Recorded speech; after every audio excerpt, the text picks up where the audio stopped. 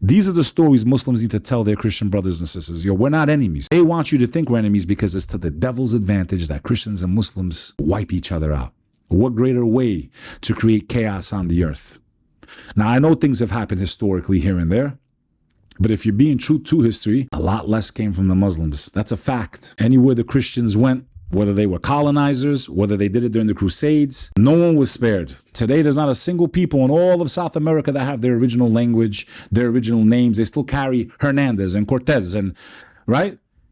And then you want to talk about Islam was spread by the sword. Now, do I agree with everything the Ottoman Empire did? Absolutely not. In my opinion, they broke some things that they shouldn't have done, in my opinion. And some other scholars may think that way too. But with the absence of a few events throughout history, the overwhelming majority, in my opinion, if any religion spread it by the sword, it was that. Muslims ruled Spain for how many years, my brother? 500 years. They're still the most Catholic country in the world. Then I have Albanians that'll come to me and say, well, they forced the Albanians. There may have been a few instances of that, to my knowledge. However, if they forced the Albanians, then why didn't they force the Greeks, who they hate more than anybody? The Greeks are still Orthodox.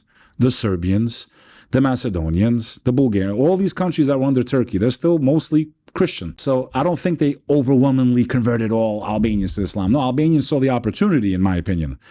Oh, if I'm a part of the empire, I could get a position. Some of the greatest pashas in the Ottoman Empire were Albanian. They ruled over Greece. That's a fact, under the Ottoman Empire. So, and again, we're going off on tangents here, but you get my point. There's a lot to this. It's not like, it's just like I've explained 50 different things. It takes time to learn all this stuff. It takes time. Like, rather than just look at a 30-second video, read, study, investigate, ask people. But before you do, find out who authors this information. What's their bias? What's their background? Everything I'm saying, question. I'm not perfect. I could be wrong. I'm responsible for the information and knowledge I give someone. And a Muslim understands that, right? So please be careful where you get your information from, and always cross-reference it and ask experts.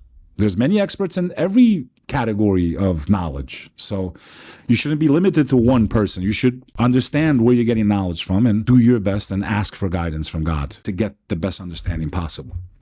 Tell me the moment when you realized Islam was the truth. I would have to say it was probably in the 8th grade, man. You know, when I was praying, I just started feeling it, man. I felt like I never felt before. I felt my heart so soft. I don't know.